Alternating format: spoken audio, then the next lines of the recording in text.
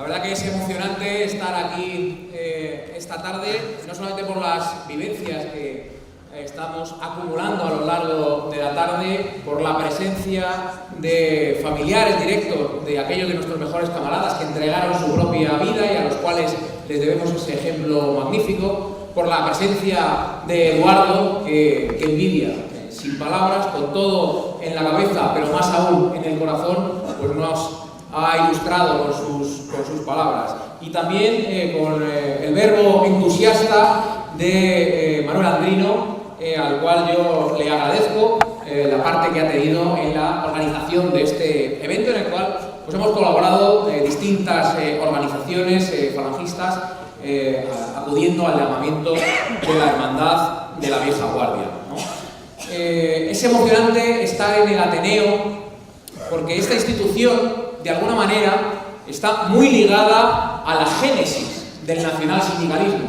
a la génesis de la idea de los falangistas, ¿no? Como sabéis, Ramiro Ledesma Ramos, el fundador del nacionalsindicalismo, frecuentaba las tertulias filosóficas de este Ateneo y pronunció también, trató de pronunciar aquí una conferencia que tuvo que ser muy polémica porque ni siquiera pudo terminarla ante la polémica que se suscitó entre las personas de distintas ideologías que habían venido a escucharlo.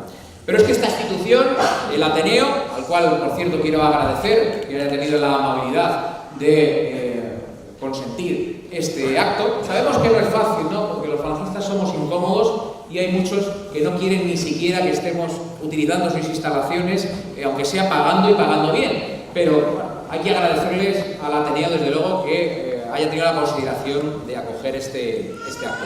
Pues como decía, es que José Antonio Primo de Rivera, fundador de la Falange y del que hoy hemos escuchado esa síntesis de ese discurso fundacional que hoy estamos conmemorando, el del 29 de octubre de 1933, en el Teatro de la Comedia, José Antonio Primo de Rivera era socio de esta institución, del Ateneo de Madrid, y pasaba largas horas de estudio en la biblioteca de este Ateneo.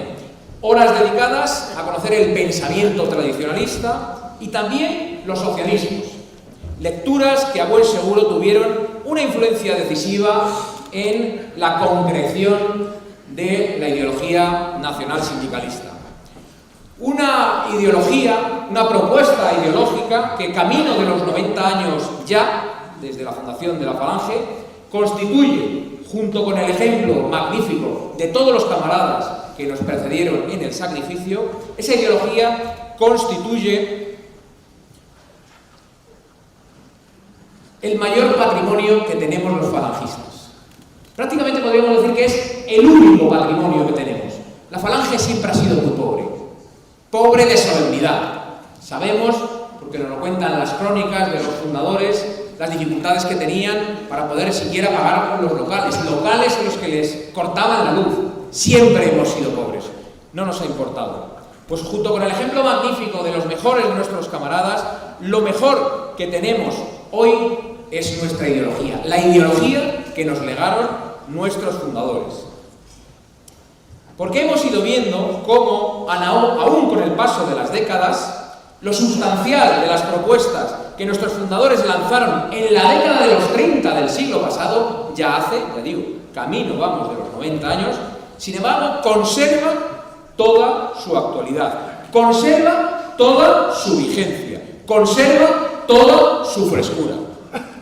Si hoy nos pusiéramos unos cuantos, mejor, si hoy se pusieran unos cuantos de los que más preparación y mejor cabeza tienen, a analizar en profundidad el momento político, el momento social, el momento económico, el momento cultural, si hoy nos pusiéramos unos cuantos a lanzar desde cero propuestas con las que afrontar la crisis institucional, la emergencia social, el desmoronamiento de la nación, las crisis económicas, la pérdida de valores, si hoy nos pusiésemos a hacer eso, ¿no concluiríamos que todo pasa ineludiblemente por restaurar el respeto a la persona, por devolver al hombre la dignidad perdida, por reponer como un valor superior el respeto a uno mismo y el respeto a los demás? Pues así lo entendieron también nuestros fundadores. Reproduzco dijo uno de sus textos. La construcción de un orden nuevo la tenemos que empezar por el hombre, por el individuo, como occidentales, como españoles y como cristianos. Tenemos que empezar por el hombre y pasar por sus unidades orgánicas, y así subiremos del hombre a la familia, y de la familia al municipio, y por otra parte al sindicato, y culminaremos en el Estado, que será la armonía de todo. Respetamos profundamente la dignidad del individuo. Estas son las palabras que José Antonio Primo de Rivera, el fundador de la Falange, le decía a el viejo rector de la Universidad de Salamanca, Miguel de Unamuno. Miguel de Unamuno, que por cierto también fue presidente de este Ateneo en los años que se fundaba la Falange, entre 1933 y 1934. Un profesor, Miguel de Unamuno, que hoy está siendo su memoria y su obra manipulada, tergiversada en las salas de cine de toda España. ¿Cómo no iba a ser el objeto de manipulación y de mentira cuando prácticamente todo es manipulación y mentira a nuestro alrededor? Bueno, pues este Miguel de Unamuno fue el que dijo del fundador de la Falange que era un cerebro privilegiado, tal vez el más prometedor de Europa. Bueno, pues hoy, en pleno siglo XXI, esa reivindicación de la dignidad humana, desde el mismo instante de la concepción y hasta la muerte natural, pasa por la denuncia del aborto como genocidio moderno. Pasa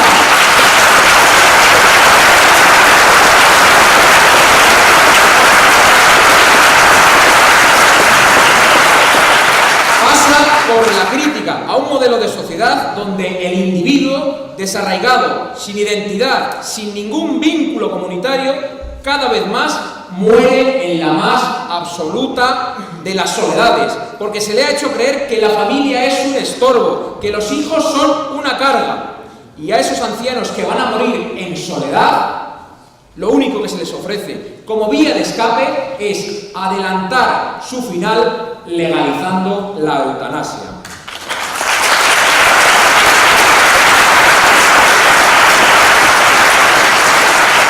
Una legalización, la de la eutanasia, que no es necesaria para al menos los 10 españoles que de media se suicidan en España cada día. 10 españoles se suicidan en España cada día. Porque incluso teniendo sus necesidades básicas resueltas, se les ha hecho creer que su vida no tiene sentido porque se les ha engañado y se les ha hecho creer que no hay vida después de la muerte. Pero, viendo este desquiciamiento, ¿alguno de vosotros pone en duda la vigencia de la idea de que toda reconstrucción nacional, de que toda reconstrucción política pasa ineludiblemente por restaurar en la sociedad la dignidad de la persona, por la defensa firme de la familia como célula básica de convivencia?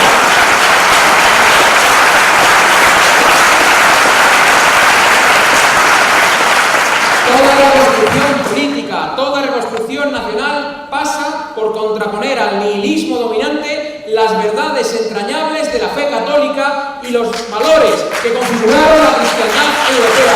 ¿Alguno de vosotros piensa que esto es antiguo, desactualizado? Seguro que ninguno.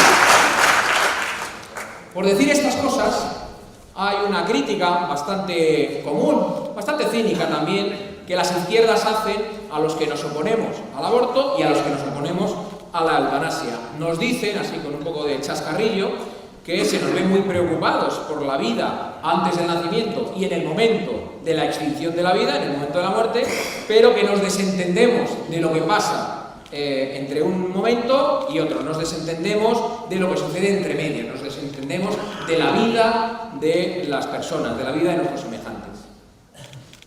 No es nuestro caso, desde luego. Porque los que defendemos la dignidad humana, como nosotros lo hacemos, con radicalidad, con absoluta sinceridad, lo hacemos con todas las consecuencias. Y cuando es una injusta organización económica la que produce quebrantos en la dignidad de las personas, no dudamos, como no dudaron nuestros fundadores, no ya en tratar de paliar algunas de las consecuencias de esa organización deficiente de la economía, sino en plantear directamente el desmontaje de dicho modelo económico.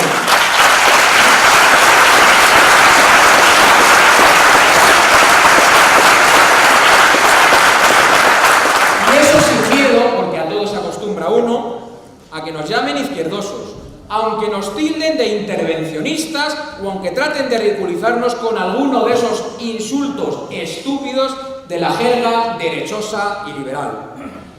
El capitalismo del siglo XXI no solo genera pobrezas materiales, es verdad que más acusadas en países del tercer mundo, aunque no desdeñables en los del llamado primer mundo, en nuestro mundo. Genera, además de esas pobrezas materiales, pobrezas en el espíritu. Ahí está todo ese derrumbe moral que os acabamos de describir. Pues de este derrumbe, de ese desquiciamiento, no solo no son ajenos, sino que son inductores los intereses económicos de las élites. Porque aquellos cuyo único objetivo es obtener ingentes beneficios económicos a costa de lo que sea, sin importarles si es preciso poner en riesgo la vida de multitud de personas, a estos modernos tratantes de esclavos les interesan individuos aislados, sin raíces, sin identidad, consumidores obedientes, mentalidades débiles dispuestas a hipotecarse por la última novedad tecnológica. Así, acuciados por las necesidades reales o ficticias, sin familia que haga colchón ante las crisis, estarán los individuos obligados a aceptar las condiciones de trabajo que interesan a esas élites económicas sin escrúpulos.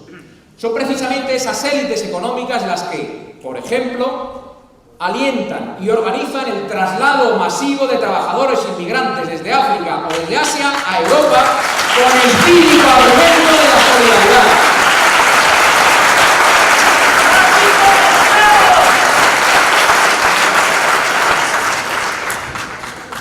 Cínico argumento de la solidaridad, cuando lo único que buscan es incorporar mano de obra barata a sus cadenas de producción y, de paso, terminar de desdibujar la identidad de Europa y sustituirla por un magma multicultural que haga irreconocible nuestras sociedades y que cree esos individuos aislados, sin raíces y sin identidad que tan útiles son a sus intereses.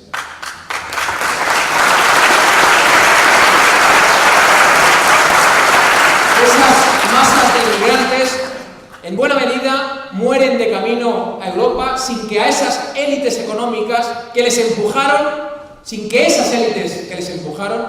tuerzan ni siquiera el gesto. Solo tuercen el gesto para reprocharnos cínicamente nuestra insolidaridad a quienes denunciamos sus planes macabros. Y en esto, las élites económicas tienen un aliado que prácticamente solo nosotros denunciamos. Ese aliado es la izquierda. Las élites económicas y la izquierda van en esto de la mano.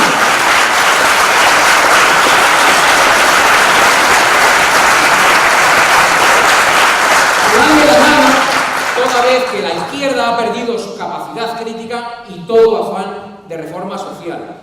Porque si así fuese, si de verdad le importasen las masas de personas que malviven en África, en Asia o en América, las izquierdas se centrarían en tratar de conseguir que se les ayude en sus países de origen. Se concentrarían en tratar de que los gobiernos europeos dejen de fomentar guerras y conflictos en esos países y de que las multinacionales sigan esquilmando a esas poblaciones.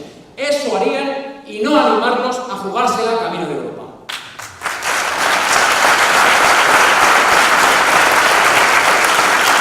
Pero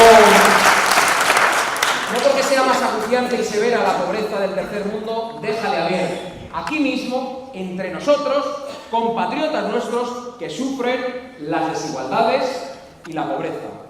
Mientras una élite económica y política vive a cuerpo de rey, disfrutando de todos los lujos, de todas las ventajas, son miles las familias españolas que a duras penas llegan a final de mes.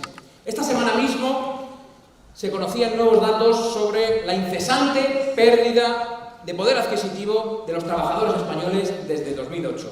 Y la predicción no es nada halagüeña. Todo parece que va a seguir yendo a peor también en economía.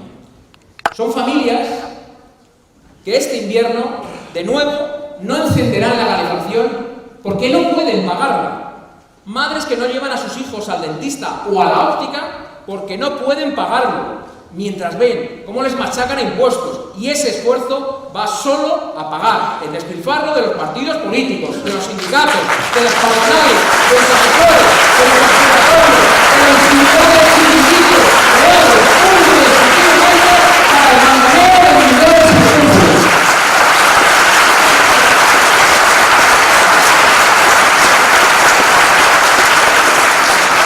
Compatriotas nuestros, padres de familia que salen de madrugada al trabajo y que regresan por la noche, cuando ya sus hijos están durmiendo, y que lo hacen porque es la única manera de llevar a casa un jornal miserable.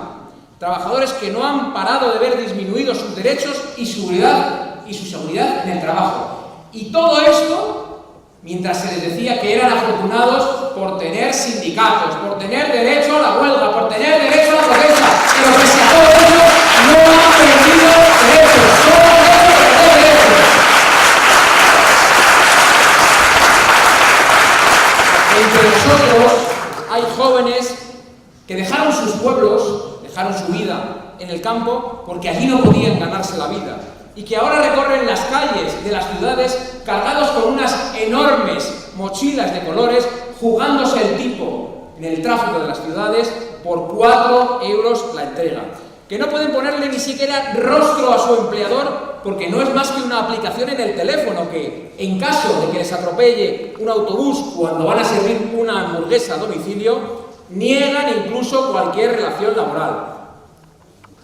Escuchando este dibujo, ¿vosotros creéis que está obsoleta la crítica de nuestros fundadores al capitalismo? No lo creemos. No lo parece, desde luego, con una realidad como la que describimos. Cierto es que ahora estamos materialmente mejor que en la España de los años 30, del siglo pasado, que conocieron nuestros fundadores, pero ¿a costa de qué?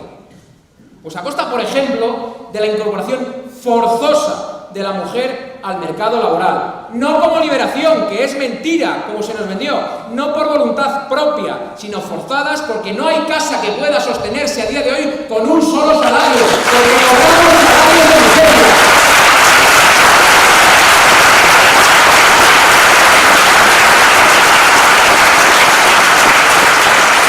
Y esto tiene, claro que lo tiene, relación con la desestructuración de muchas familias, con la dificultad en la transmisión de valores a los hijos, con la misma transmisión de la vida, porque si bien es cierto que detrás del invierno demográfico hay toda una propuesta ideológica antinatalista, no es menos cierto que las dificultades económicas y la falta de ayudas también influyen decisivamente. Bueno, pues si nuestra defensa de la dignidad de las personas, si nuestra crítica al modelo económico vigente y nuestra defensa vehemente de la justicia social no han pasado de moda, no solo no han quedado obsoletas, sino que tienen ahora más sentido que nunca, ¿qué decir de ese patriotismo crítico que nos legaron nuestros fundadores? ¿Quién de vosotros no ha recibido en estas últimas semanas un mensaje en el teléfono con una reproducción de un texto de José Antonio que se ajusta a la perfección, con total exactitud, a los acontecimientos de nuestros días en Cataluña? Muchos de vosotros lo habréis recibido incluso de aquellos que no son falangistas, de aquellos que ni siquiera conocían ese texto de José Antonio, pero a los que les sorprende, claro que les sorprende la actualidad del mismo. Bueno, pues con ser unos visionarios no podemos sino lamentar la vigencia del discurso de nuestros fundadores al respecto del separatismo.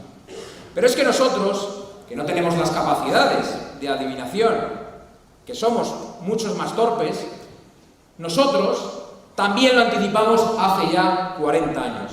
Y es que era muy evidente, es que era muy fácil de ver que el modelo autonómico, además de ser ruinoso económicamente, fomentaría las disgregaciones al poner en manos de los separatistas todos los medios necesarios para avanzar en sus planes secesionistas. Es que no es verdad que el nacionalismo, antes supuestamente moderado, se haya radicalizado en los últimos años.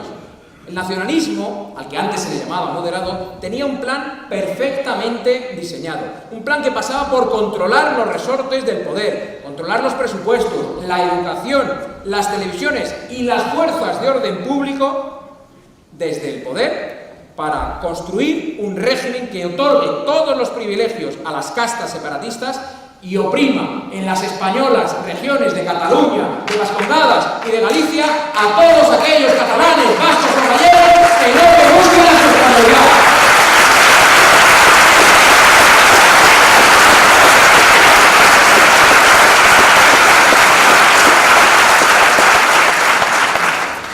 El separatismo catalán se ha equivocado en el cálculo, porque pensaban que todo estaba ya listo para el 2017, todo estaba ya listo para la secesión. No contaban con la reacción del pueblo español, sobre todo con la de los españoles de Cataluña, que no se resignaron a dejarse arrebatar su nación y exigieron al cobarde gobierno de Mariano Rajoy que les defendiese y defendiese a la nación. Y a este no le quedó más remedio entonces que hacerlo, aunque tímidamente, aunque ineficazmente. Pero los separatistas se equivocaron solo en los plazos, no en la estrategia. Estrategia que les llevará al triunfo de sus macabros propósitos en 10, en 15 o en 25 años si siguen controlando todo el poder en Cataluña, si siguen controlando todo el poder en el País Vasco y si el día de mañana controlan también todo el poder en la española Comunidad de Galicia. Porque no se duda, después de la secesión de Cataluña vendrá la del País Vasco y después la de Galicia. Y después Cataluña, esa Cataluña secesionada, incorporará a su proyecto a Baleares y a Valencia. Y España no sobrevivirá. España no será más pequeñita, como algunos nos anuncian. Porque no sobrevive una persona cuando se le arrebata el alma. No sobrevive una persona aunque sea más pequeñita. Porque Cataluña, porque las Vascongadas, porque Galicia, porque cada una de las regiones españolas no pertenecen a España como si fueran una posesión. No pertenecen. Son España. Por lo tanto, si dejan de ser, la propia España de la Galicia.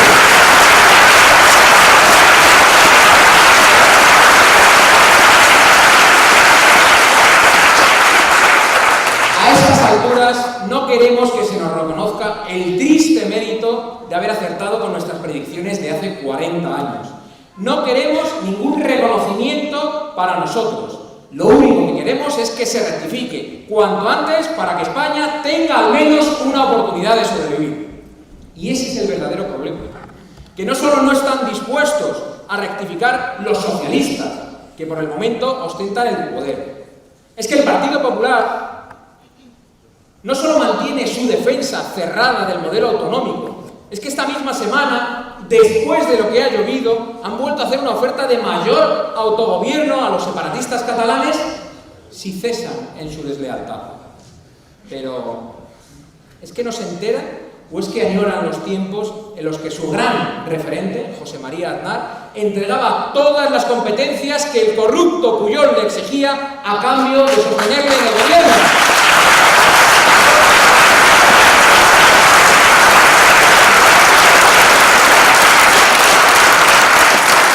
El Partido Popular ha perdido prácticamente toda su representación en Cataluña, porque sus votantes vieron que titubeaban, que cobardeaban en la defensa de la españolidad de Cataluña. Pero bueno sería que perdiesen toda la representación también en el resto de España. Hay que acabar con el modelo autonómico. Hay que ponerle fin a este modelo autonómico o el modelo autonómico terminará por destruir a España. Si queremos que España sobreviva, hay que liquidar el Estado de las autonomías de forma urgente, cuanto antes, ya mismo. Hay que acabar con el modelo autonómico.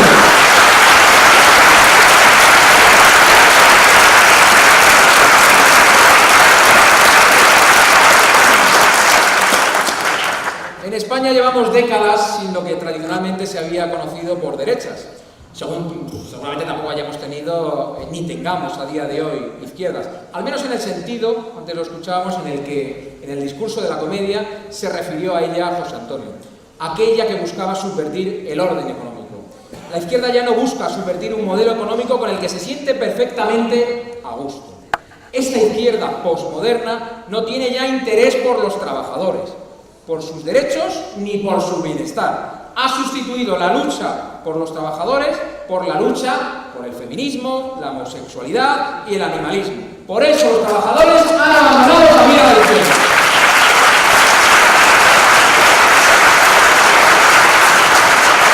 No hemos tenido ni tenemos izquierda, pero tampoco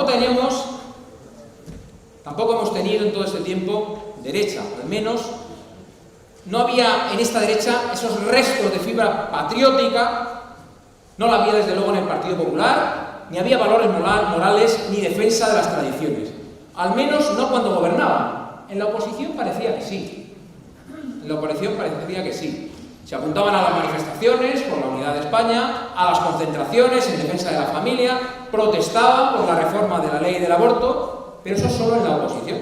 Cuando llegaban al gobierno, pactaban con los separatistas, legislaban en contra de la familia, mantenían las leyes abortistas del PSOE, el matrimonio homosexual y la ley de memoria histórica. Eso es lo que hace el Partido Popular con el gobierno.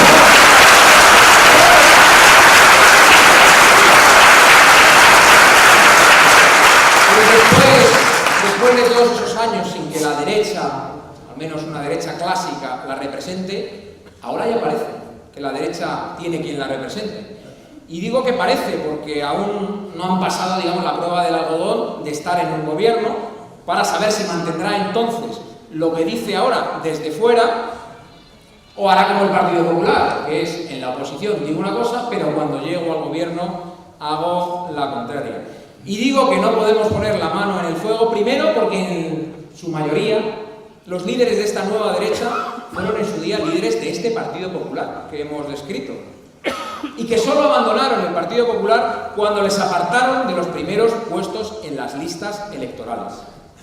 Pero además, no sabemos si el que busque a la derecha la va a encontrar ahora, porque de momento, allí donde han posibilitado con su voto un gobierno, no parece tampoco que hayan impuesto, que hayan tenido la capacidad de imponer los criterios que dicen defender. Seamos justos, démosles tiempo para saber si son lo mismo que fueron cuando estaban en el Partido Popular o, como ellos dicen, han cambiado.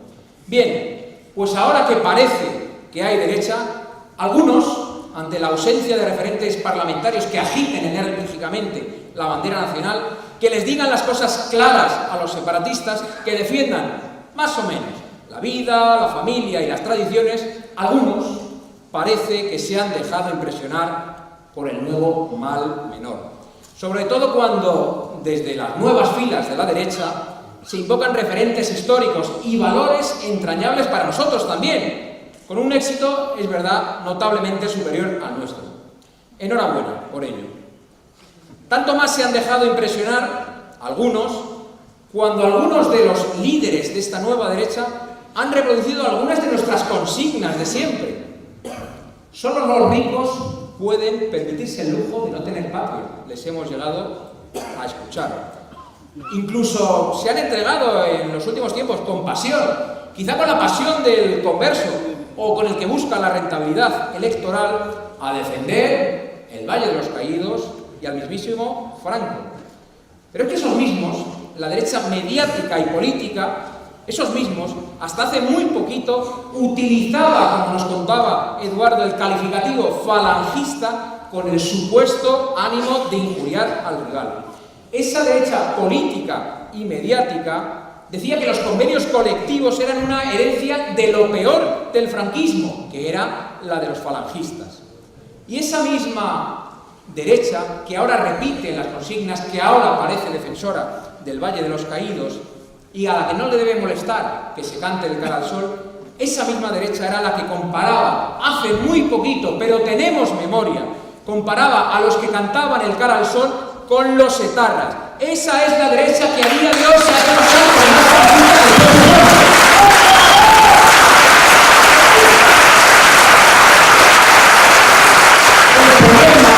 El problema de esta derecha novedosa es que ahora invocan a Franco, lían incluso a algunos de los más conspicuos franquistas, mientras llevan en su programa electoral todo un programa para terminar de deshacer la parte que nosotros sí podemos reivindicar del franquismo porque fue inspirada y ejecutada por falangistas. La legislación social y laboral, que efectivamente, como nos ha dicho Eduardo, no era la revolución nacional sindicalista con la que seguimos soñando, pero que comparado con el actual desastre del régimen del 78 era infinitamente más social e infinitamente más justa.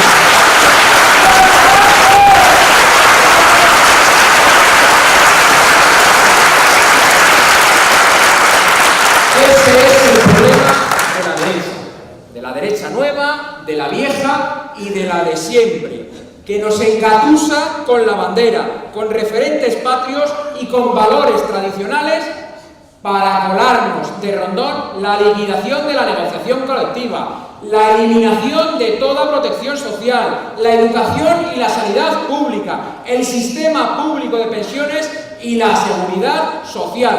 El problema es que manejan argumentaciones como que si algún trabajador libremente, dicen con sarcasmo, está dispuesto a aceptar unas condiciones peores que las que indica un convenio colectivo, ¿quién es el Estado para decirle a ese trabajador libremente que no acepte esas condiciones? Y en eso, esta nueva derecha, debemos de reconocerlo, sí que han sido valientes. Han sido muy valientes con este programa económico, porque un programa así no se le había ocurrido, un programa así no se había hasta ahora atrevido a proponerlo ni la más radical de las patronales, ni el más utópico de los anarcos liberales. Ese es el programa social de la nueva derecha.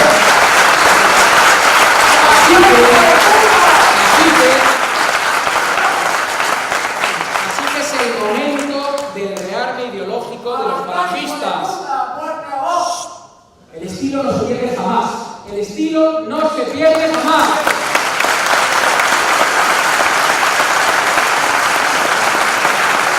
Como decía, es el momento del rearme ideológico de los falangistas.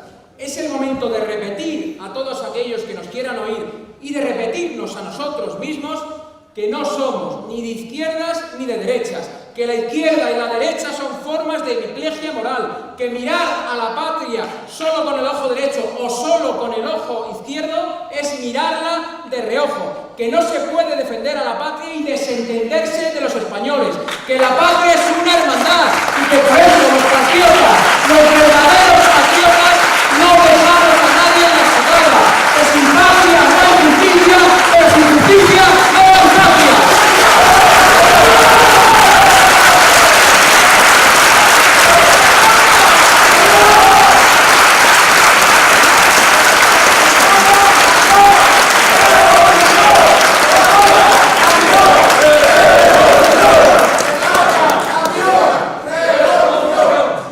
Termino ya hablando algo sobre nosotros mismos. Angustiados por la devastación que nos rodea, dolidos por el escarnio permanente de lo que defendemos, asqueados por la burla permanente de nuestros valores, podemos tener la tentación de darnos por vencidos. Podemos tener la tentación de pensar que lo nuestro es imposible y que por tanto la lucha no merece la pena. Es lógico sobre todo cuando todos nosotros tenemos como referentes históricos a los españoles y a los falangistas que tenemos. Pensemos en alguno de esos referentes históricos. Pensemos, por ejemplo, en Don Pelayo.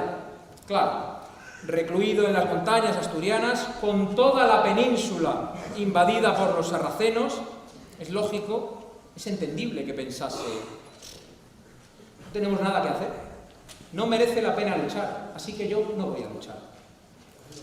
¿Hizo eso Don Pelayo? No, no lo hizo, ¿verdad?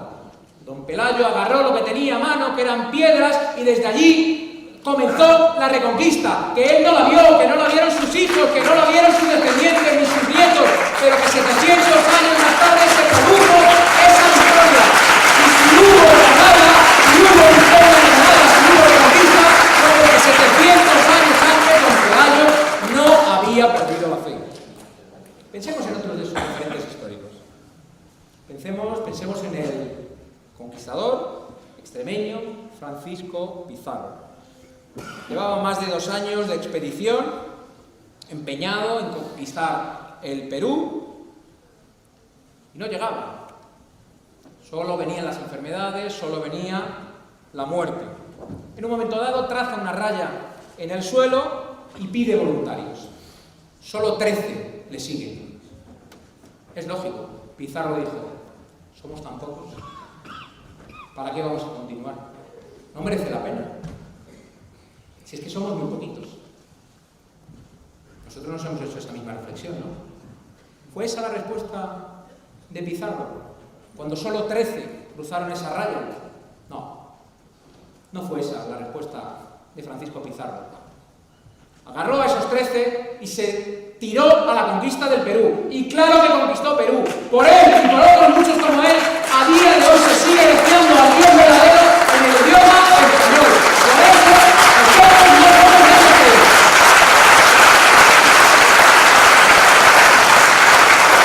Hablamos de esas símbolos más cercanos. Algunos de los que hemos homenajeado. Camarada José García Vara. Sabía que le perseguían para matarlo. Claro, pudo pensar, está bien luchar por los demás, pero claro, tanto como para dar la vida, yo no sé si esto merece la pena tanto como para dar la vida. Será mejor que me vaya a casa y allí, desde Facebook, desde Twitter, desde Instagram, ya hago yo la revolución nacional sindicalista. Ya redimo yo al gremio de la familia.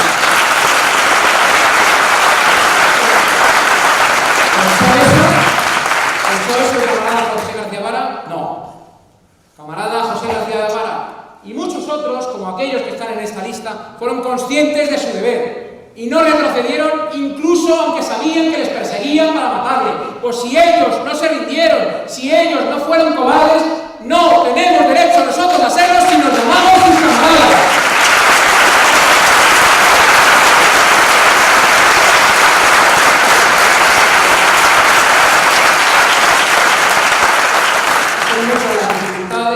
El objetivo está muy lejos,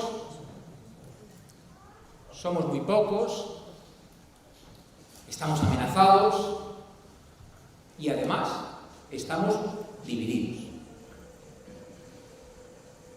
Por eso es lógico que el padre de Eduardo, que vio salir abruptamente de la Falange a algunos de sus fundadores, a algunos de sus líderes, vio cómo salía o cómo se expulsaba, ello no estará claro, al propio Ramiro Ledesma, dijese: cuando se hayan acabado las divisiones, yo ya me lanzo a la combate.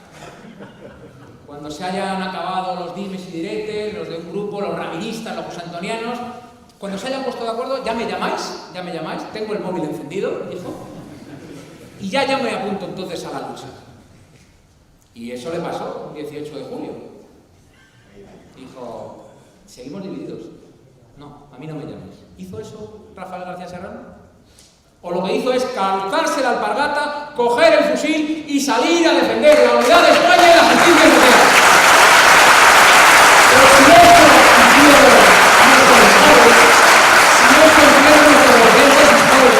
si eso hicieron nuestros camaradas, si queremos ser dignos de llamarnos compatriotas de esos ejemplos, si queremos ser dignos de llamarnos camaradas de los que dieron su vida y lo mejor que tenían por construir una patria justa, libre, entera y unida, no tenemos derecho a sentirnos derrotados, no tenemos derecho. Lo único que tenemos es la obligación de seguir adelante.